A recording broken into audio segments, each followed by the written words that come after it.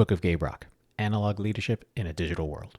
Entry 8, Recognizing when Power is More Than Meets the Eye, a leadership lesson on choosing empowerment over control. As a child of the 80s, I had the privilege of watching a film that captured one of the greatest wars between good and evil, the struggle to overcome self-doubt, and how the expression of power can be the difference between victory and defeat. Of course, I'm talking about Transformers, the movie. One of the songs on the amazing movie soundtrack is The Touch by Stan Bush. It is the classic 80s rock anthem with guitar riffs, harmonious vocals, and grandiose lyrics that match the scale and awesomeness of the movie. The song opens with, "You've got the touch, you've got the power, yeah!" Even though we are talking about a kid's movie revolving around toys that transform into fighting robots, the idea of power is explored in a manner that I believe requires further analysis. And since I love the challenge of marrying concepts of leadership to nerdery, this entry will attempt to connect the two like the way the space bridge connected Earth to Cybertron. I was recently exposed to the concept of power over versus power to from renowned psychotherapist Esther Perel. She explains that when people need something you can provide, withhold, or take away, you have power. Whether we realize it or not, our daily interactions provide numerous opportunities for power to be shaped across our relationships. Understanding the difference between power over and power to can help you spot behavior that is constructive or detrimental to your team and should also point you towards the type of leader you want to be. Power over describes a relationship dynamic where one individual retains control and makes self-serving decisions, often disregarding the needs of others. This behavior reflects a degree of selfishness and can be damaging to the relationship, especially when that power is used to favor an individual over team success. For example, executing funding actions through secret agreements instead of through established processes that include all the right stakeholders is a way someone might exert power over their teammates.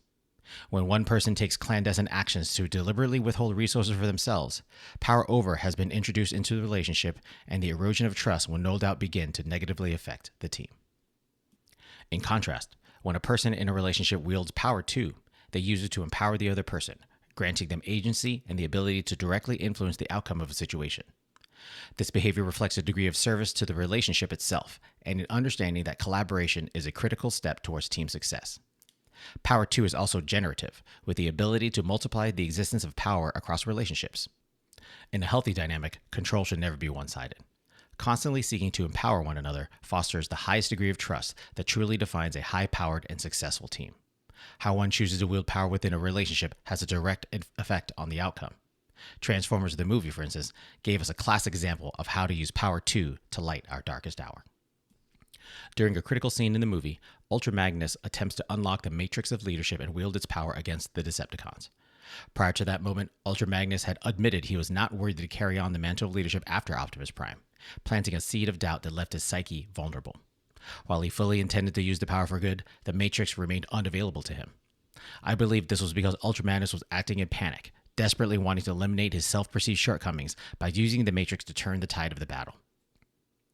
That intent can be seen as Ultra Magnus wanting to exert power over the Matrix, using it to achieve an immediate imbalance of power to overwhelm Galvatron. The Matrix sensed this erroneous application of power and refused to unlock itself. The same logic can be applied to Galvatron, who was also unable to unlock the Matrix for his own personal use against his master, Unicron. Both are examples of when power over is the wrong choice due to its selfish and controlling nature that benefits a single entity instead of the group at large. In contrast, recall the scene where Galvatron was locked in battle with Hot Rod. Galvatron had the advantage and was choking Hot Rod, delivering the line, "First Prime, then Ultra Magnus, now you. It's a pity you Autobots die so easily, or I might have a sense of satisfaction now." In that moment, Hot Rod was fighting not only for his own life, but for all of his fallen teammates and his fellow Autobots. It was no longer about him. It was about the forces of good against the forces of evil. It was about fighting for one another because that's what's worth fighting for. I believe the Matrix sensed this intent and unlocked itself in Hot Rod's time of need, giving him the power to evolve into Rodimus Prime and defeat Galvatron once and for all. Rodimus Prime understood that he needed to beat Galvatron not for the singular glory of victory, but to achieve everlasting peace for all. The Matrix, in turn, embedded him with a generative power that enhanced leadership qualities that already existed within him. The same generative power expanded to the rest of the Autobots as they worked together to ultimately defeat the Decepticons and Unicron. Power 2 delivers team wins in a manner that is unmatched and should be one of your favorite tools in your leadership toolbox. Who knew all these leadership lessons on power were integrated in a cartoon movie from the 80s?